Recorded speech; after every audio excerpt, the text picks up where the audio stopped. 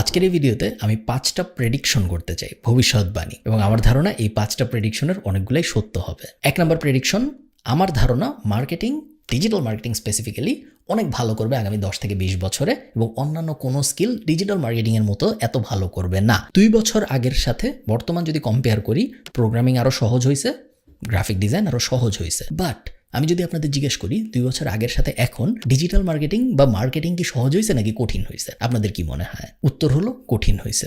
কেন? তার কারণ আরও বেশি কোম্পানি ডিজিটাল মার্কেটিং করার চেষ্টা করতেছে, মানুষের ইমোশন আরও কমপ্লিকেটেড হচ্ছে, যেই কারণে মার্কেটিংয়ের মাধ্যমে কোনো একটা মেসেজ দেওয়া আরও কঠিন হয়ে যাচ্ছে, মানুষকে কনভিন্স করা আরও কঠিন হয়ে যাচ্ছে। এবং এই সব কটা কারণ যখন আপনি মিলাবেন, মানুষের কনজাম্পশন প্যাটার্ন, মানুষকে কনভিন্স করার কষ্ট, আরও বেশি কোম্পানির মানুষকে কনভিন্স করার চেষ্টা, সো রিয়েল এস্টেটের স্বল্পতা, সব যখন আমরা মিলাই তখন আমরা দেখব ডিজিটাল মার্কেটিং ইতিহাসের যে কোনো সময়ের থেকে এখন আরও বেশি কঠিন। তার কারণ এখন মানুষকে কনভিন্স করা আরও বেশি কঠিন, এবং যতই দিন যাবে ডিজিটাল মার্কেটিং আরও কঠিন হইতে থাকবে। এবং মার্কেটিং এমন একটা জিনিস যেটা একটা টুল দিয়ে রিপ্লেস করা যায় না, যেটা অন্যান্য অনেক স্কিলের জন্য সত্য। অন্যান্য অনেক স্কিলকে আপনি টুল দিয়ে রিপ্লেস করতে পারেন, কারণ ওগুলো বাইনারি স্কিল। আমার ধারণা মার্কেটিং আগামী 15-20 বছরে কোথাও যাচ্ছে না, এবং ডিজিটাল মার্কেটিংয়ে আরও স্কিল লেভারের দরকার, আরও ভালো মানুষজনদের দরকার, এবং এআই ডিজিটাল মার্কেটিংকে কোনো সময় রিপ্লেস করবে এটা আমার মনে হয় না। এবং আমার মনে হয় অন্যান্য যত হার্ড স্কিল আছে সেগুলো অনেক বেশি তাড়াতাড়ি রিপ্লেসড হয়ে যাবে compare to digital market. Second prediction, distribution দুনিয়ার যে কোনো সময়ের থেকে এখন আরও বেশি ইম্পর্টেন্ট, এবং যতই দিন যাবে ডিস্ট্রিবিউশন আরও বেশি ইম্পর্টেন্ট হবে। আপনারা হয়তো খেয়াল করছেন যে হঠাৎ করে আমরা দেখতেছি মার্ক জাকারবার্গ বিভিন্ন জায়গায় যে পডকাস্টে বসতেছে, বিভিন্ন জায়গায় যে ইন্টারভিউ দিচ্ছে, তাই না? আপনারা আরো হয়তো খেয়াল করছেন জেফ বেজোসকেও আমরা দেখতেছি যে লেক্স ফ্রিডম্যানের সাথেও পডকাস্ট করতেছে, অমুকের সাথে পডকাস্ট, অমুকের সাথে কথাবার্তা বলতেছে। ইলন মাস্ককে আমরা অনেক দিন ধরে সেম জিনিস করতে দেখছি। ইলন মাস্ক মোটামুটি মিডিয়ার সামনেই থাকে সারাক্ষণ, বাট এখন অন্যান্য সিইওদেরও আমরা এই সেম কাজ করতে দেখতেছি। যত আমাদের অপশনের ওভারফ্লো হয় তত ডিস্ট্রিবিউশনের ইম্পর্টেন্স বাড়ে। যখন আমার সামনে 50টা অপশন, তখন আমি সেই অপশনটাকেই চুজ করব যে অপশনটা কে বানাইছে বা যে অপশনটার পিছনে কারা আছে এটা আমি খুব ক্লিয়ারলি বুঝতে পারি। এটা আমি সাবকনশিয়াসলি করি, এটা আমি জেনে বুঝে করি না। যখন 3-4টা কোম্পানি আমার সামনে সেম জিনিস বা সিমিলার জিনিস বেচার চেষ্টা করে, আমার মন আমাকে বলে ওই কোম্পানির কাছেই যাইতে, যার পেছনে কারা আছে এটা আমরা মোটামুটিভাবে জানি, কোনো এক ধরনের অ্যাটাচমেন্ট আছে আমাদের। ডিস্ট্রিবিউশন সবসময় ইম্পর্টেন্ট ছিল, বাট এখন যেহেতু এন্ডলেস অপশনের দুনিয়ায় আমরা প্রবেশ করতেছি,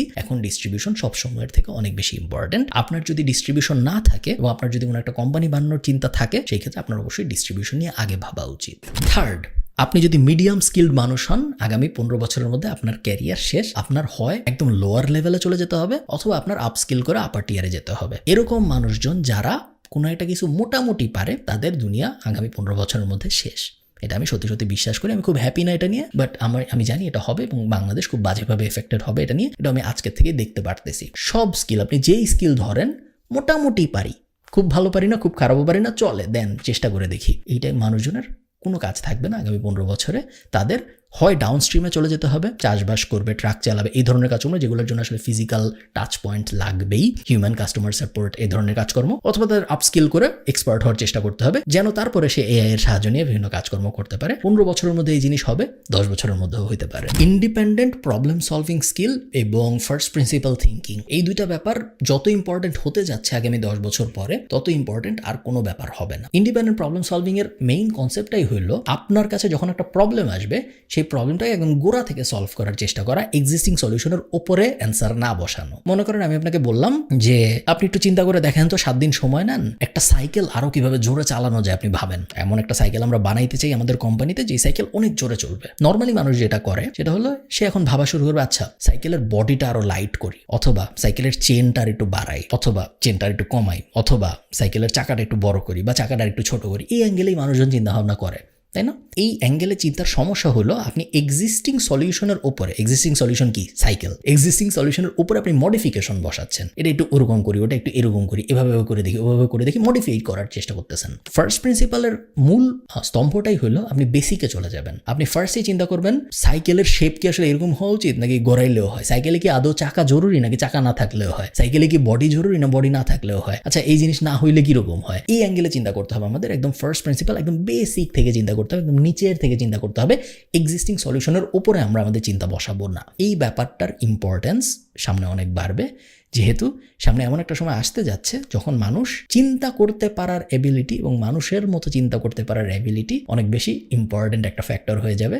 তার কারণ পুরো দুনিয়া রোবট দ্বারা শাসিত, এআই দ্বারা শাসিত হইতে থাকবে। 5 নম্বর প্রেডিকশন এবং লাস্ট প্রেডিকশন, দুনিয়া সামনে অনেক বেশি আউটকাম ড্রিভেন হয়ে যাবে, প্রসেস ড্রিভেন থাকবে না। বর্তমানে যে দুনিয়া আমরা বসবাস করি এটা প্রসেস ড্রিভেন দুনিয়া। আপনি যদি কোনো একটা প্রসেস ঠিক মতো করতে পারেন তাহলেই আপনি ওই কাজটা করতে পারছেন বলে ধরা হয়। ভবিষ্যতের দুনিয়া এরকম হবে না, ভবিষ্যতের দুনিয়া হবে আউটকাম ড্রিভেন। আপনি যদি আউটকাম বের করতে পারেন তাহলেই ধরা হবে আপনি ওই কাজটা পেরেছেন, যদি আউটকাম না বের করতে পারেন তাহলে ধরা হবে আপনি ওই কাজটা পারেন নাই। প্রসেসের ইম্পর্টেন্স হবে 0, দুনিয়া হয়ে যাবে আউটকাম ড্রিভেন। মনে করেন আমি আপনাকে বললাম আমার ইউটিউব ভিডিও কেউ দেখে না, আপনি কি আমার ইউটিউব ভিডিও মার্কেটিং করে এমন করতে পারবেন নাকি যেন আমার ইউটিউব ভিডিও অনেক মানুষ দেখে? আপনাকে জাজ করা হবে আপনি 1 লাখ ভিউ বাড়াইছেন নাকি বা 10 লাখ ভিউ বাড়াইছেন নাকি, ওটা দিয়ে। বাড়ানোর জন্য আপনি ব্যাক এন্ডে কি করছেন, কয়টা মেটা ডেসক্রিপশন ঠিক করছেন, কয়টা ট্যাগ বসাইছেন, কয়টা কিওয়ার্ড বসাইছেন ডেসক্রিপশনে, কি কোনো কিছুই ম্যাটার করবে না, কারণ প্রসেসের ব্যাপারে কেউ চিন্তিত হবে না, সবাই চিন্তিত হবে শুধুমাত্র আউটকাম দিয়ে। পুরো দুনিয়াটা অনেক বেশি বাইনারি হয়ে যাবে, 0 এবং 1 চলে আসবে। এই 5টি আমার প্রেডিকশন। আমি জানি না এগুলোর মধ্যে কতগুলো সত্যি হবে এবং কতগুলো সত্যি হবে না, আমাকে আপনারা জানান আপনারা ভবিষ্যৎ কীরকম